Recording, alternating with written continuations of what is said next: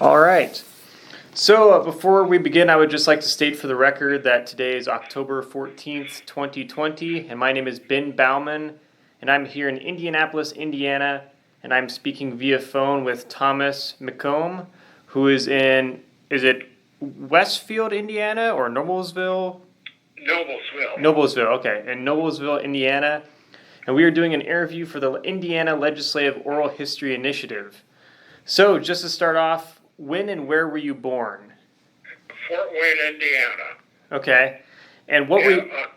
October 1936. Okay. Perfect. What were your parents' names? John and Margaret McComb. Okay. Where is your family from originally, before Indiana? No. Ireland. When did they get to Indiana? Gee, I don't know. You don't know? Okay. So they've been... 1800s, something like that. Okay. Fair enough. All right. And what were your parents' occupations? Well, my father was president of McComb Ignition Corporation, which was an automotive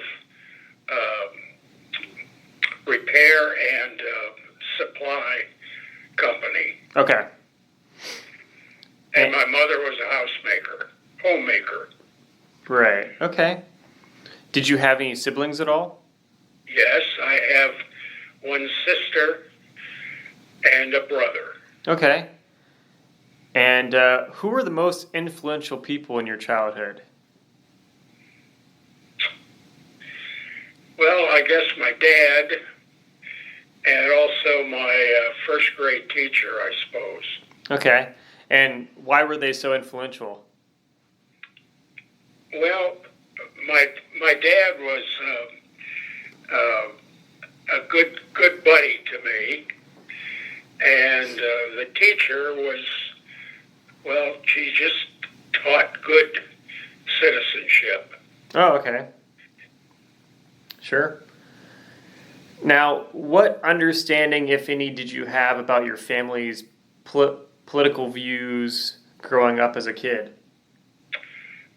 They were all Democrats. Okay. Did you? I'm the turncoat. Oh, okay. Did you talk politics much with them as a kid growing up, or? No, but I listened to them. Okay, sure. Now, what schools did you attend as a child and teenager? Well, I attended Lakeside Elementary School, Forest Park, 7th and 8th grade, and Northside High School. Okay. In Fort Wayne. And how would you describe your educational experiences overall? Good.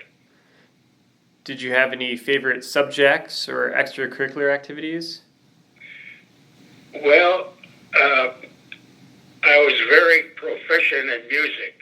Oh, okay. Cool. And vocal music, which I did not come to recognize until I was maybe a freshman in high school. Yeah. Interesting. That's great. Everybody in the family said I could sing as a little kid. Yeah. But didn't mean much. Right, okay. As a child, what were your views about the state of Indiana or being a Hoosier? Oh, I don't know that I had any particular views. Oh, okay. It's just kind of, didn't think much about that, I guess. Pardon me? I guess you probably didn't think much about that, I guess. No. Yeah. Let's see. Did you go to college? Yes, I did. And went to Indiana University in Bloomington and Indiana University Law School in Annapolis. Oh, okay. And what was your bachelor's degree in? Business marketing. Cool. Okay. Now, I guess, what was your thoughts about graduating from law school? What did you want to do right away? Did you think about like what type of law you'd get involved with, or? Well, frankly, I had been in the insurance business. Okay. And I did not take the law school education to practice. Oh, okay. I wanted to use it in my own business. Sure. So I never did practice, nor did I want to. Yeah, okay. Cool, okay.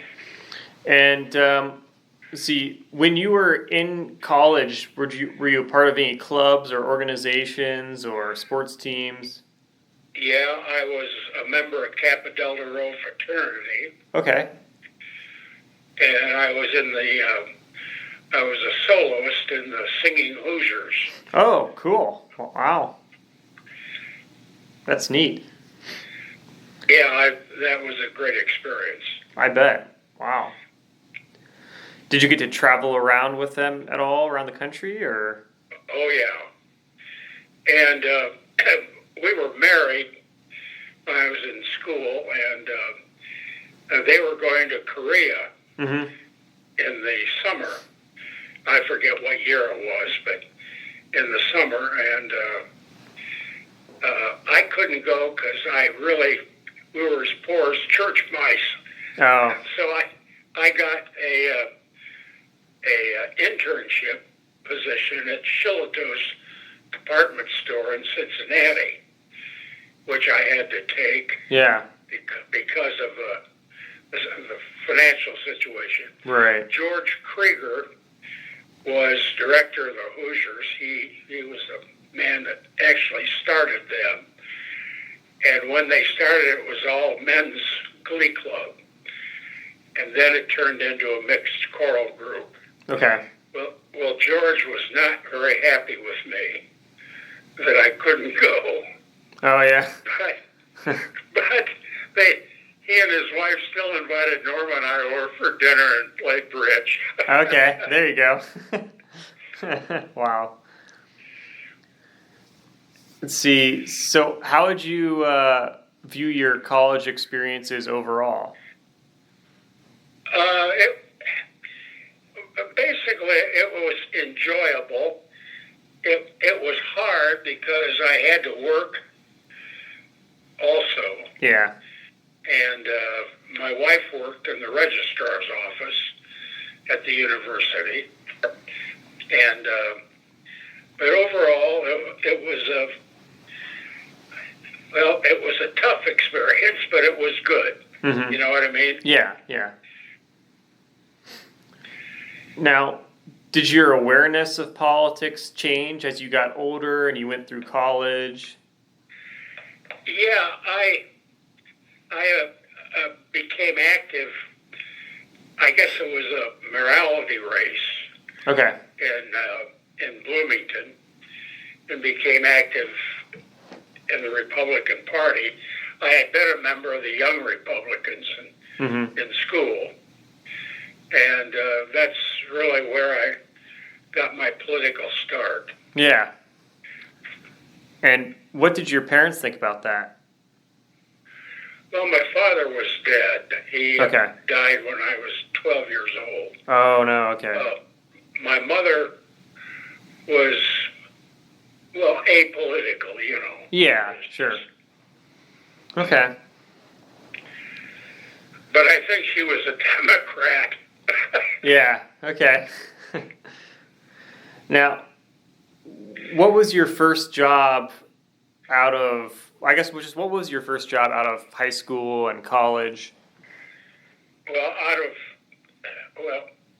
in high school, I had, three jobs. I started out as a kid, about 12 years old, working in a restaurant, peeling potatoes and bussing. Wow. That's after my father was killed. Yeah. And then, I worked at a jewelry store and a shoe store and so on. So I got quite bit of experience, at least in the retail area. And then out of college, my first job was with the Provident Mutual Life Insurance Company of Philadelphia. Oh, okay. And that was selling, and we remained in Bloomington. Right. And then I got involved in the JCs down there, and I don't think the JCs are around anymore, but that was a young men's organization, 21 to 36, Junior Chamber of Commerce, they called it. Okay, interesting. And then we stayed in Bloomington for a year, and I really got active in the JCs, and then the company asked me to move back to Fort Wayne to open an office there, which I did. Yeah. Okay. Interesting. Now, if you don't mind me asking, you mentioned that your father was killed. What exactly happened? He was in an automobile accident. Oh, okay. Yeah. Sorry to hear that.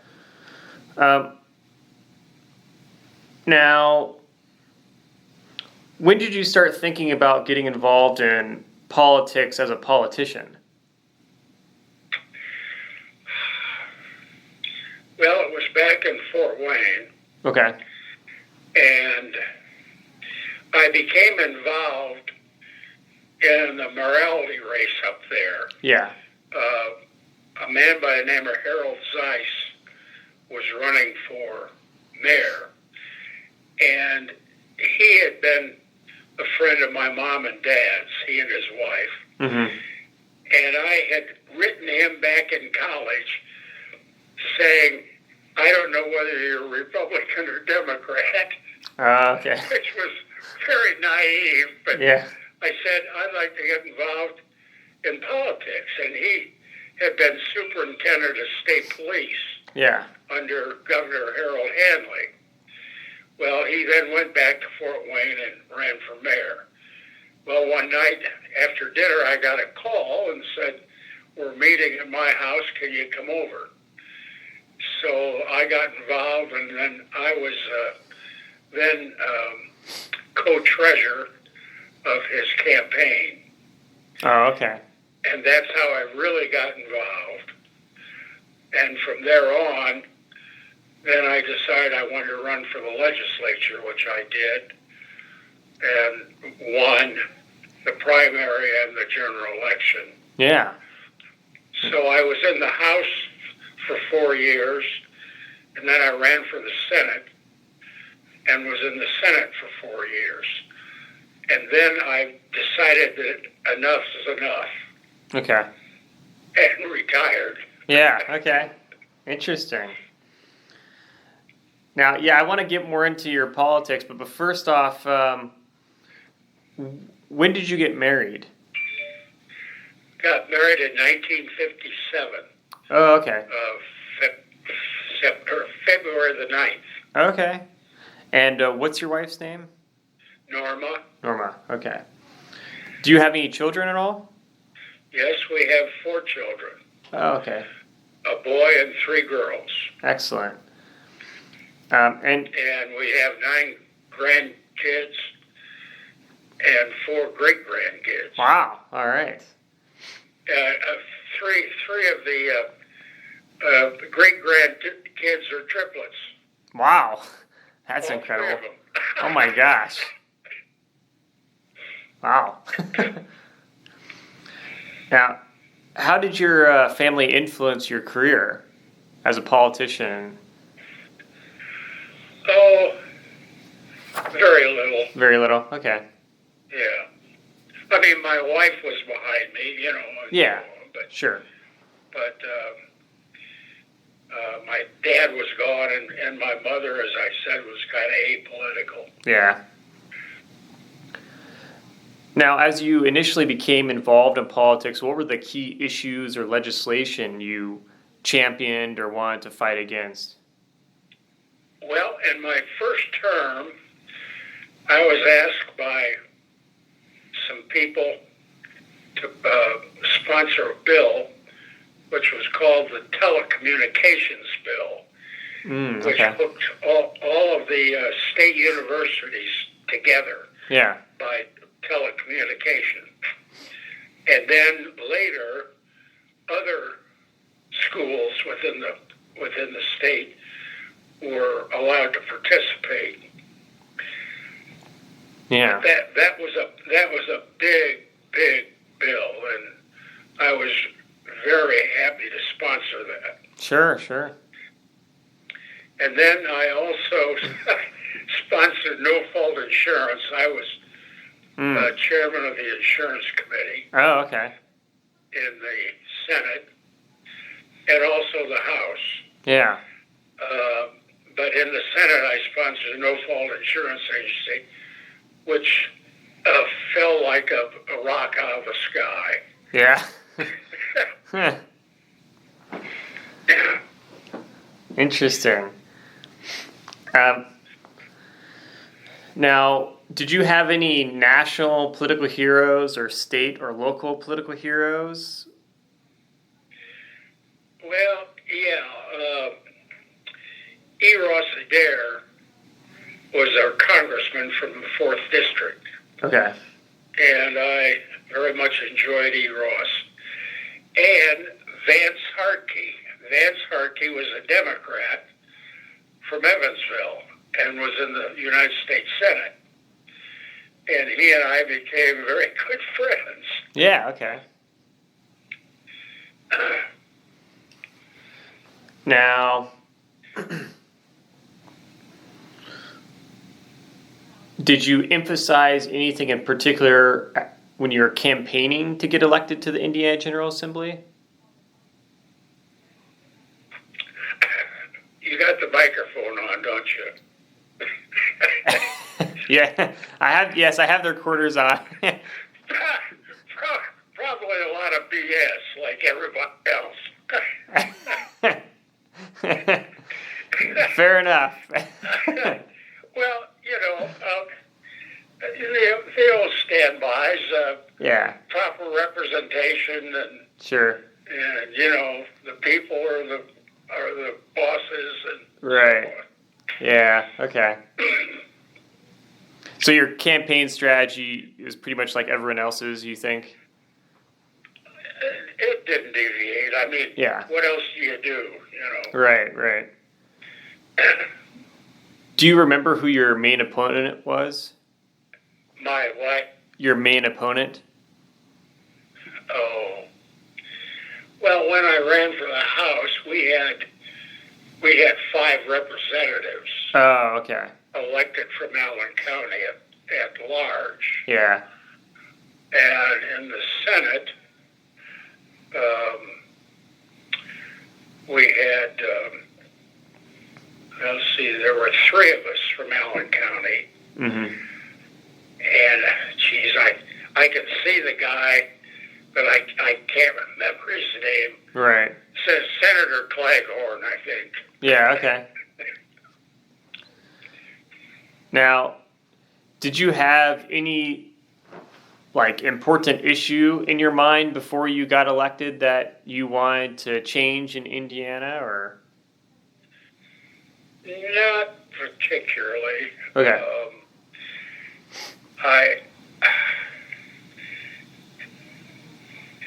Not that I can think off hand. Yeah, sure. What about your first election day? How did that feel?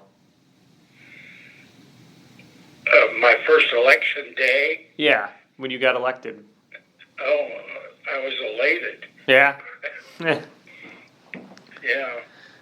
And what was it like when you walked into the State House for the first time? Well, the first time was we had Dr. Bowen, Otis Bowen, was Speaker of the House. Yeah. And he was a former governor then, too. Sure, okay. And we had a Republican caucus before this session started, and in which time we elected our leadership, at which point then we did elect Doc Bowen as Speaker. Right. So that was really my first entrance into the House. Mm-hmm. Okay. But then, going in, the first day of the legislative session was, you're kind of in awe, Right. Now, were your expectations for the legislative process more or less complicated than you expected? No, they weren't. I had done in the JCs. I had been president of the Fort Wayne JCs. Okay. And I knew Robert's Rules of Order pretty well. Yeah. And that's what's followed. Right. So I didn't have any problem with that. Yeah. Okay. So did you feel then that you didn't really have to learn too much about the ins and outs of state politics because you were already familiar with it? Well, no, not to say that. Okay. I did have to learn how to become a politician. Oh, okay. Fair enough. Yeah. Within the decorum of the group. Yeah. So that wasn't hard to learn, though. Yeah. Okay. Did you have any political mentors once you got settled into the Indiana General Assembly? Any political what? Mentors? Oh, sure. Yeah, both Democrats and Republicans. Oh, okay.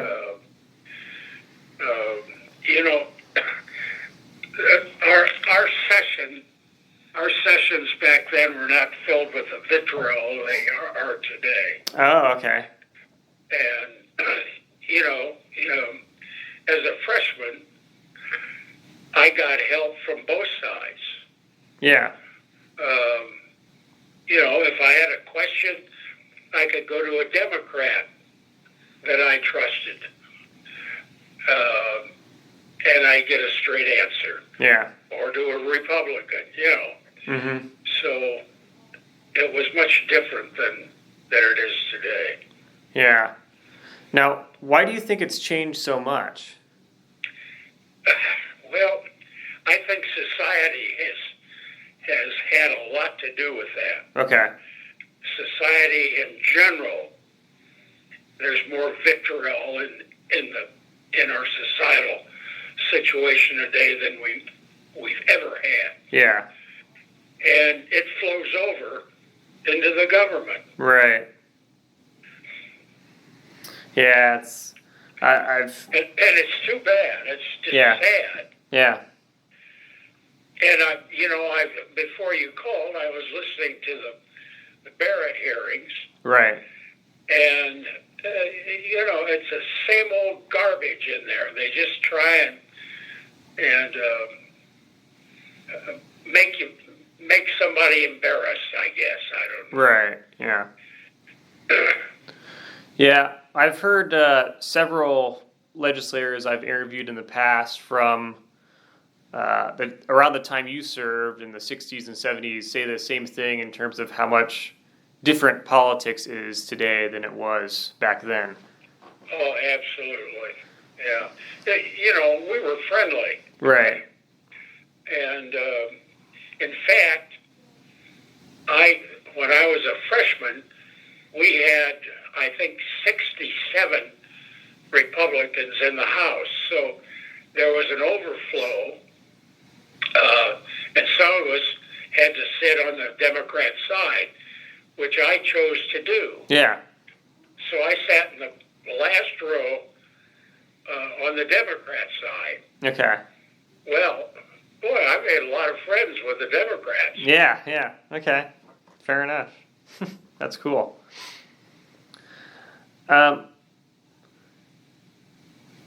Now, how did you know the needs and wants of your constituents?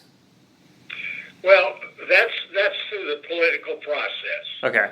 I mean, we had open forums, Yeah. Like the Chamber of Commerce would have them, and, different groups. Right. And you hear what your constituents are concerned about. Mm-hmm. And then if you give a damn about it, you try and do something about it. Right.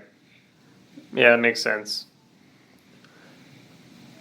What were the regular interactions like between the different members of the General Assembly, formal and informal?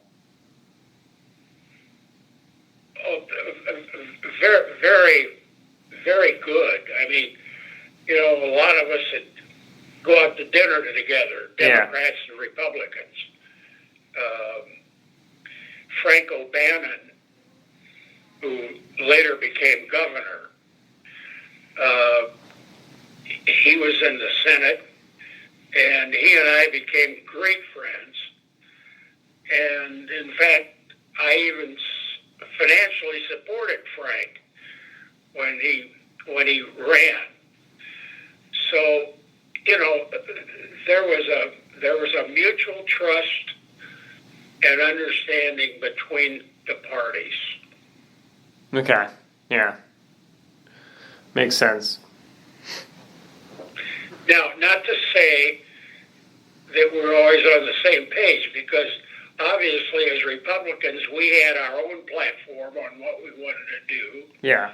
And they had theirs. Yeah. However, these things were shared. In other words, they didn't do anything to sabotage our, policy situation that we wanted done, nor did we do anything to damage them, other than talk about it, Yeah. Get up on the floor and castigate it. Right. There weren't any submarines involved. Right. Now, what about the differences between members of the House and Senate? Well, the House, as it is in Washington, is more of a fluid body. Yeah. I mean, anything and everything comes before them. Right. And they might pass anything and everything. Yeah. The Senate is much more deliberative. Right. In Indiana, there were 100 members in the House. There are 50 senators. So, in the Senate, we took a little more time. Yeah. More deliberative, I should say. Now, what did you think of the process of generating a bill? Did it seem like it was pretty straightforward, or was it complex, or? No, because we had the Legislative Service Agency, which worked for both the House and Senate. Yeah. And you gave them the background of what you wanted. They wrote the bill. Yep. And then they gave it to you to peruse, and you'd make any changes before it was finally printed. Yeah. So they fixed it up. Yeah. Yeah. Was it complicated to garner support for your legislation at all, or was it usually you kind of knew who to go to or knew beforehand whether it would get support or not? Well, no, it wasn't an easy process. You had to go around to individuals and talk up your bill. Yeah. That's the way you got things done. You can't just have a bill and have it introduced and get up on the floor and start talking about it. Yeah. Not knowing who the hell's going to support it. Yeah, of course. So how was legislative business conducted outside of formal votes and committee meetings? Well, going to dinner, having a drink, Yeah. that type of thing. Sure. Did you have a pretty good idea of how people would vote prior to actually voting? Sometimes, not always. Yeah.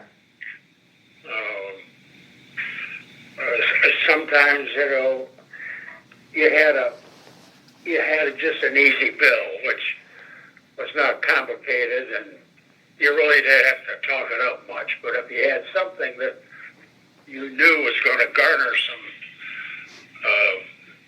headwind, Yeah. then you had to politic. Right. What about party leadership? How influential were party leadership when it came to whether certain bills would get passed or not, or even, brought up in the first place? Oh, very. Yeah. Absolute power. Did you ever have any conflicts with party leadership? Oh, hell yes. And in the Senate, Phil Gutman from Fort Wayne, Walt Helmke and I, and Phil and I had clashes often. Oh, okay. About things, but it was par for the course. Yeah. Yeah, makes sense. You couldn't take it. I couldn't take it for granted, just because he and I were from the same town. Yeah. That he was going to favor what I wanted to do. Okay. Yeah. What would you say the public does not know about how the Indiana General Assembly operates? About 100% they don't know. And why is that? I don't think they care. Okay. Yeah. Just lack of interest. Yeah. Until something involves them. For example, in Fort Wayne, we're in the lake area, Angola and so on. Yeah. Lake James, Clear, all those lakes up there. Well, people were getting cut up by speedboats. Wow. Swimmers, and skiers and so on. Yeah. And kids 12 years old were driving 100 horsepower boats. Oh my gosh. So I sponsored a bill that you had to be 16 in order to have anything over, I think it was 10 horsepower. Yeah. And man, you should have heard them. Oh They came out of the woodwork. I thought I was going to get skinned up and tied to a tree. Oh my gosh. And I got phone calls at home on weekends when I was home and so on. But Roger Brannigan, the Democrat governor, was in at that time, and I got the bill passed. Wow. And both House and Senate. I was in the House at the time. And I got a call from the governor's office one day. He said, "Tom, can you come down here?" And I had never been in his office. And I said, "Well, certainly, Governor." So I went down, and there were some guys walking around in his office. He said, and Roger had used pretty tough language.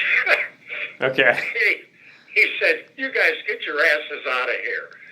He motioned me to come in. Yeah. I sat down across from his desk, and he said, "The reason I called you down here was to talk to you before I vetoed your GD bill." Oh my gosh. I said, "Oh, Governor." He gave me the opportunity to sell him. Yeah. And, of course, Roger was a Democrat. Right. And he let the bill go without his signature. Wow. So apparently I sold him. Or he liked me, one of the two. That's funny. Interesting. Now, how did your legislative service affect your family life? Well, my kids were growing up and behind my back. Yeah, definitely. And you're gone all week. You're home on weekends. And, boy, it's... And then you're still not free because you're getting telephone calls at home. Yeah, true. So, yeah, it's tough on a family. Yeah. Yeah, I can see that. What were the most controversial legislative issues during your time in the General Assembly? Oh, boy. I'm sorry, Ben. That escapes me. That's okay. No problem. I'm 84 years old. My memory isn't so good anymore. No, that's okay. No problem at all. The questions are. I know there were some. Yeah, that's okay. Not a big deal. It's whatever you can remember. That's all that matters. So not a problem. Okay. Now, do you remember a piece of legislation that took a really long time to get done, or?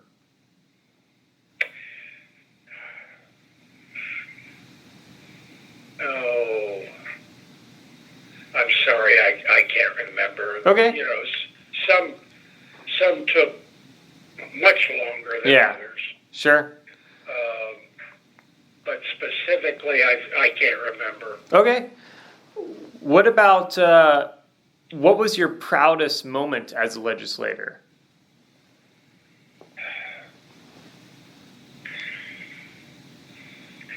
Well, I guess getting that Telecommunications Act passed. Yeah, okay. That was a big piece of legislation and a boon to the universities. Yeah, sure. That's cool. So, that one. And that took a while because it cost some money. Mm-hmm. There were millions of dollars involved in the hookups and so on. Yeah. Now, what would you say was the biggest hurdle you overcame during your tenure, or not tenure, but just during your time in office?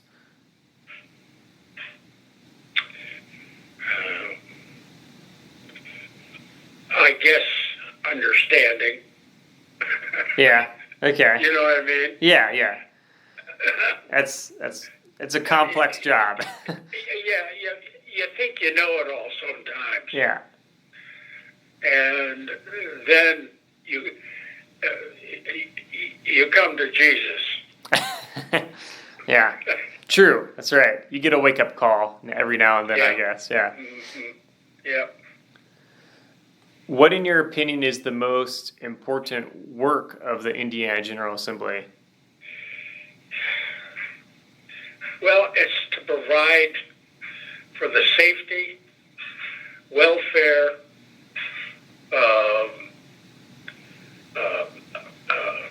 financial, and health well-being of the state. Yeah. Okay. And if I've missed some, there are probably others, but those are four important ones. Yeah, okay. Now, I know during your time of service, Unigov was a topic that was Yes, it was. being debated. What do you remember about Unigov? Well, I was called over to Dick Lugar's office Okay. one day Yeah. and was given a little primer on what Unigov was and so on. And I wasn't the only guy. I think he talked to probably 150 legislators. Yeah. Mostly Republicans. Yeah. But it gave me because I really didn't understand it.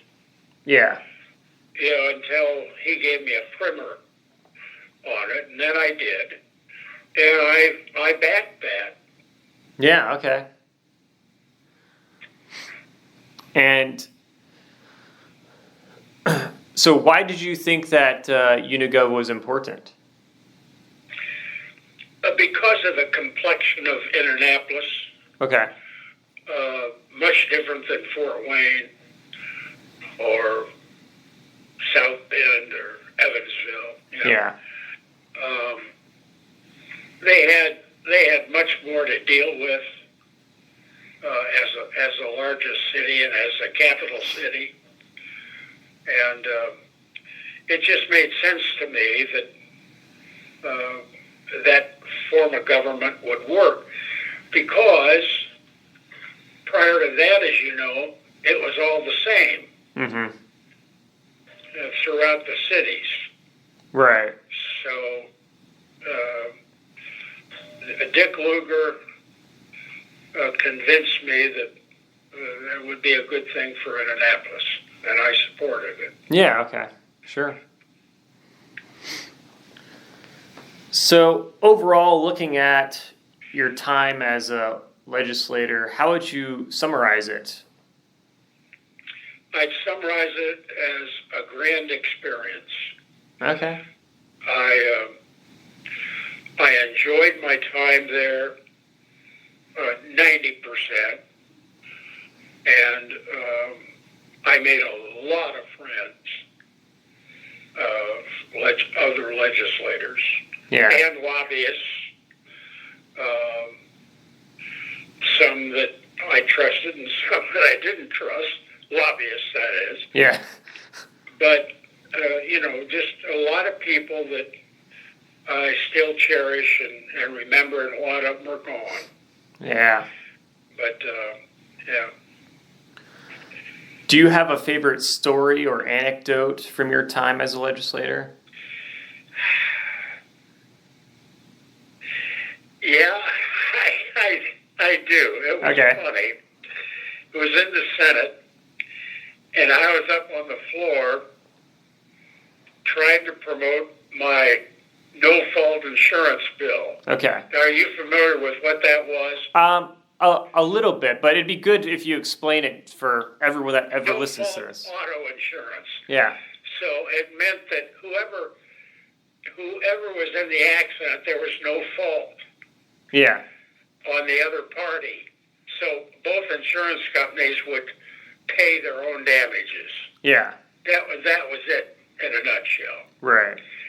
Well, I was on the floor just sermonizing like crazy. Okay. And I just got asked 1,000 questions.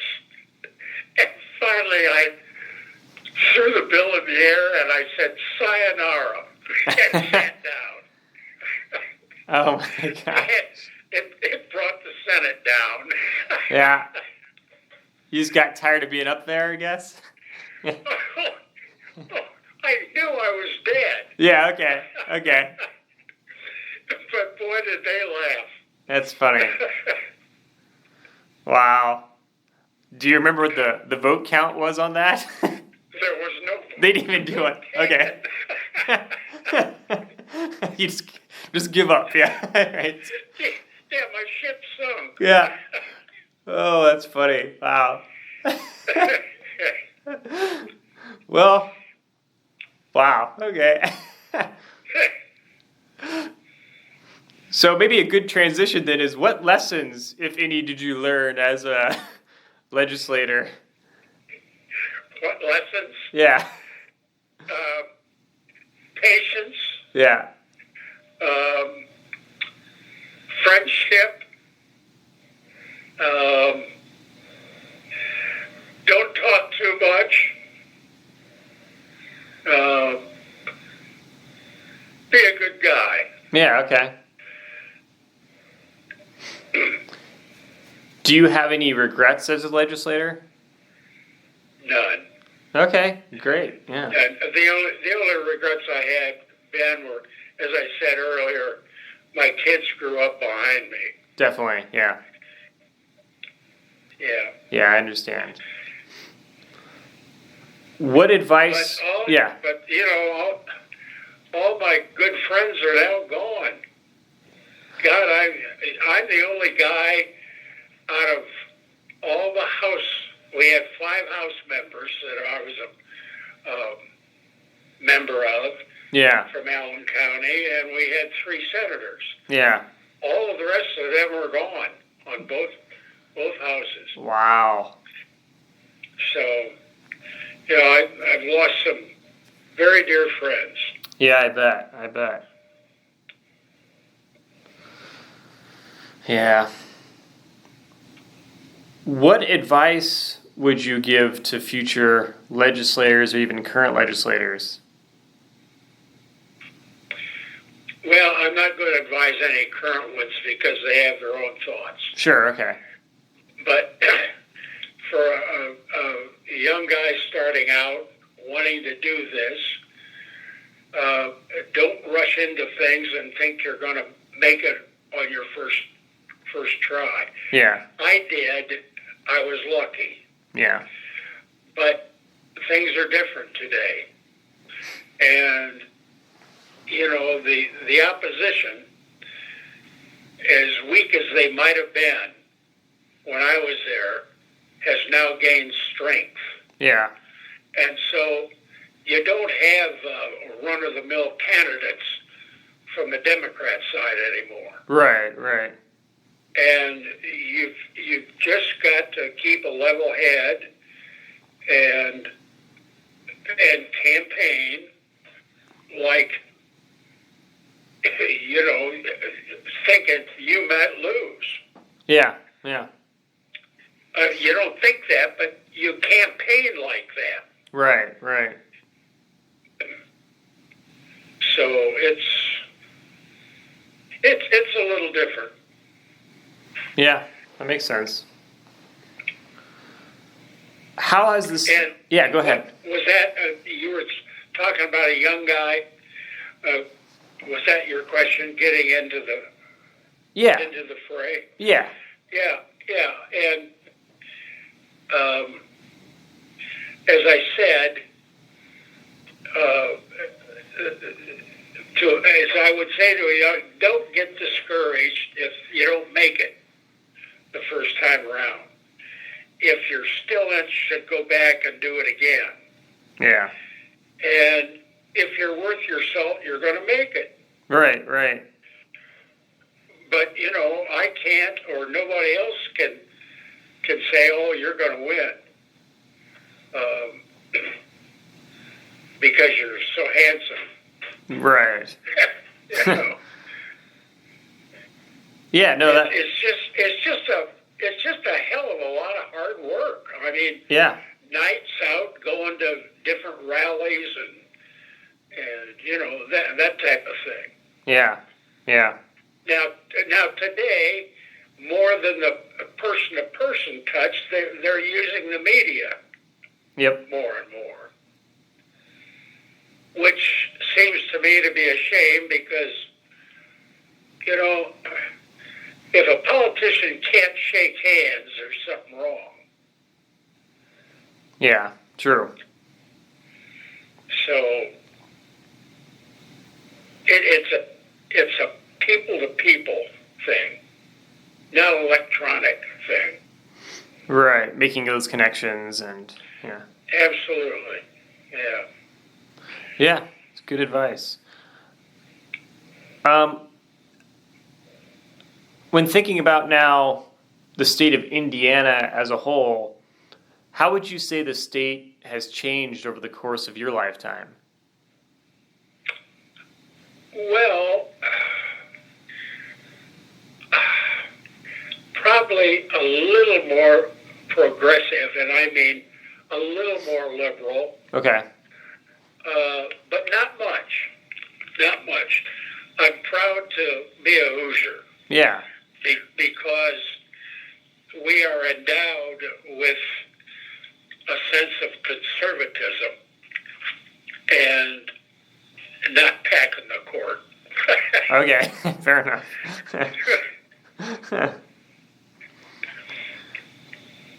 How has the Indiana General Assembly changed? Oh, as I said earlier, I think there's more, what do I want to say, contempt among members. Okay. I think I used the word vitriol. Yeah, you did, yeah. Before, and they don't seem as friendly as we were. Okay. On both sides of the aisle. Yeah. And I as I said before, Ben, I think that's due to the societal norms that we've got now. Sure. Yeah, things have definitely changed, I guess, with the age of the internet and. And guys people can't get their noses out of their phones. Yeah. Yeah. True. You know, when I speak to somebody, I want to look at them. Right. I want them to look at me. Yeah. Yeah. Not at their damn phone. Right. Yep. These things are sure they're a blessing, but they're also a bandit in disguise. Yeah, I think you hit the nail on the head there. That's true. It's their technology definitely has its downsides. Yes, it does. Yes, it does. Let's see. I haven't been back to the legislature, but I suppose, well, I know, without even supposing, they're allowed to have their phones on the floor. Yeah, probably. So they're missing half of what's going on. It's probably true. It probably can happen, yeah. Let's see here. Last couple questions I have for you. Now, you mentioned conservatism. What other enduring qualities do Hoosiers still have or hold dear? Well, I think compassion for their neighbors and the citizenry in general. Yeah. Financial integrity.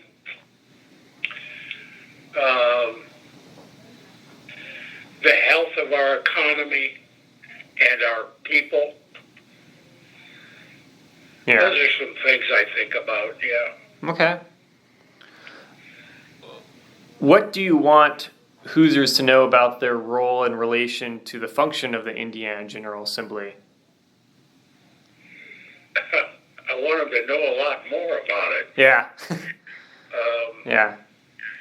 And, you know, they don't get it from the newspaper. In fact, I don't even know how many people read the newspaper about the assembly when it's going on. Yeah, true. It's probably the sports page and the comics. Yeah. But you know, we had some damn good reporters back then. Gordon Engelhardt from the Louisville Courier-Journal. And, oh, Jesus. Well, from, I can't remember his last name, but that was when we had two newspapers. Yeah. Indianapolis Star and what was the evening paper?